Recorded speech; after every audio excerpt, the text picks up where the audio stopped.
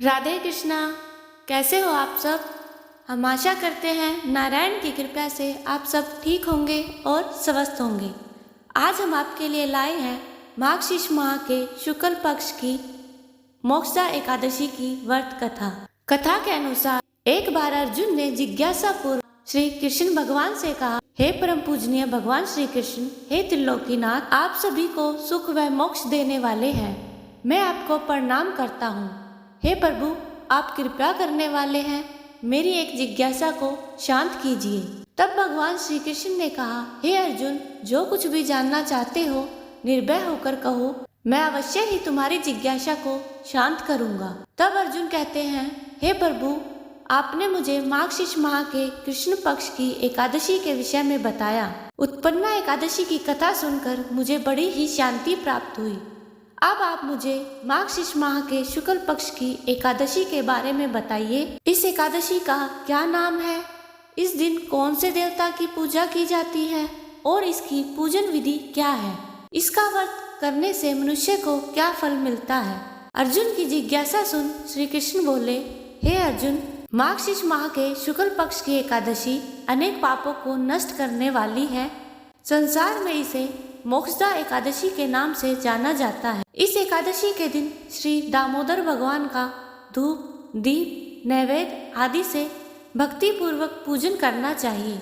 हे कुंती पुत्र, इस एकादशी व्रत के पुण्य के प्रभाव से नरक में गए हुए माता पिता पितरादि को स्वर्ग की प्राप्ति होती है। इसकी कथा एक पुराण में इस प्रकार है, इसे ध्यान पूर्वक सुनो। बेखानस नाम का एक राजा प्राचीन नगर में राज करता था। उसके राज्य में चारों वेदों के ज्ञाता ब्राह्मण रहते थे। राजा अपनी प्रजा का पुत्रवत पालन किया करता था। एक रात्रि को स्वप्न में राजा ने अपने पिता को नरक की यातनाएं भोगते देखा। इस प्रकार का स्वप्न देखकर राजा बड़ा ही व्याकुल हुआ। वह बेचैनी से सुबह होने की प्रतीक्षा करने लगा। सुबह होते ही उसने ब्राह्मणों को बुलाकर उनके समक्ष अपने स्वप्न की बात बताई। हे ब्राह्मणों, रात्रि को स्वप्न में मैंने अपने पिता को नरक की यातनाएं भोगते देखा है। उन्होंने मुझसे कहा है कि हे पुत्र, मैं घोर नरक भोग रहा हूँ, मेरी यहाँ से मुक्ति कराओ। जब से मैंने उनके यह वचन सुने हैं, तब से मुझे चैन नहीं है। मुझे अब राज्य, सुख, ऐश्वर्य, हाथी, घोड़े, धन, स्त्री, पुत्र आदि कुछ भी सुखदायक प्रतीत नहीं हो रहे हैं। अब मैं क्या करूं? कहाँ जाऊं? इस दुख के कारण मेरा शरीर तप रहा है। आप लोग मुझे किसी प्रकार तप, दान, व्रत आदि बताएं, जिससे मेरे पिता को मुक्ति प्राप्त हो। यदि मैंने अपने पिता को नरक की यातनाओं से मुक्त कराने के प्रयास नहीं किए तो मेरा जीवन निरर्थक है। जिसके पिता नरक की यातनाएं भोग रहे हों, उस व्यक्ति को इस धरती पर सुख भोगने का कोई अधिकार नहीं है।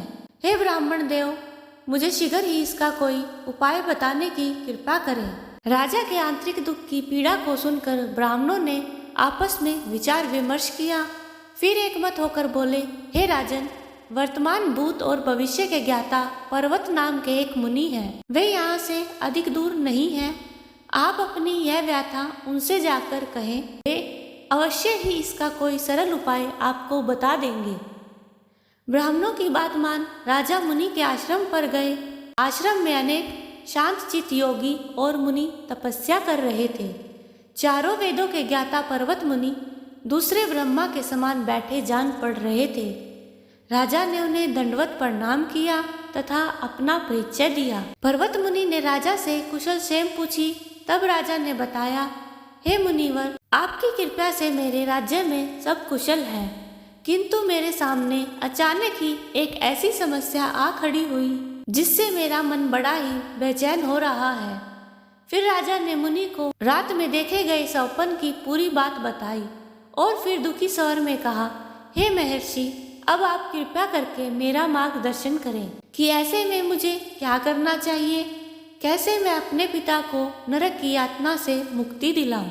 राजा की बात पर्वत मुनि ने गंभीरता पूर्वक सुनी।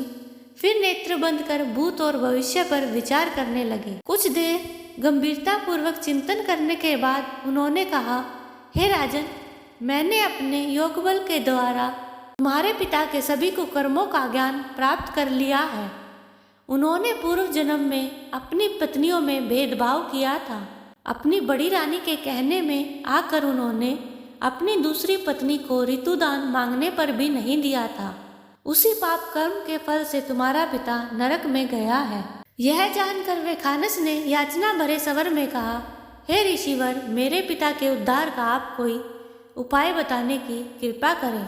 किस प्रकार वे इस पाप से मुक्त होंगे? इस पर पर्वत मुनि बोले, हे राजन, मार्गशीर्ष माह के शुक्ल पक्ष में जो एकादशी आती है उसे मोक्षदा एकादशी कहते हैं। यह मोक्ष प्रदान करने वाली है।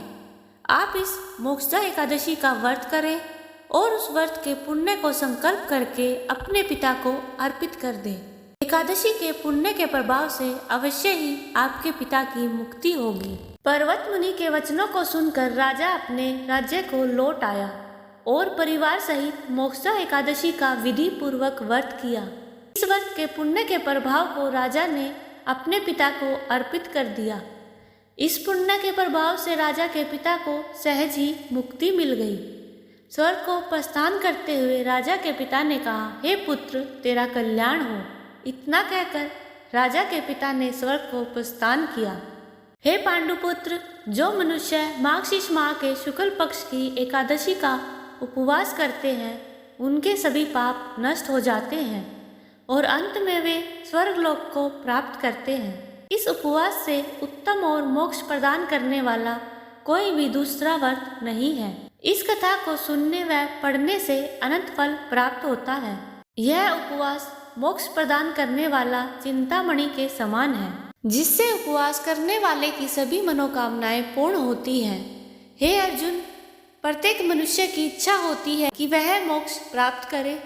मोक्ष की इच्छा करने वाले के लिए मोक्षदा एकादशी का यह उपवास अति ही महत्वपूर्ण है। यह पिता के प्रति भक्ति और दूसरों के लिए पुण्य अर्पित करने की सर्वश्रेष्ठ और पवित्र कथा है।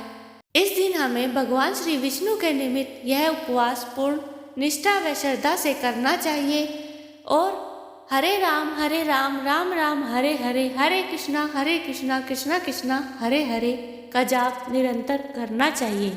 इस एकादशी का उपवास केवल उपवास करने वाले मनुष्य का ही नहीं बल्कि उसके पितरों का भी भला करता है। तो यह थी मोक्ष प्रदान करने वाली एकादशी की पवित्र कथा। कैसी लगी है आपको? अगर आपको पसंद आए तो वीडियो को लाइक कीजिए, शेयर कीजिए और चैनल पर नए हैं तो चैनल को सब्सक्राइब कीजिए। राधे कृष्णा।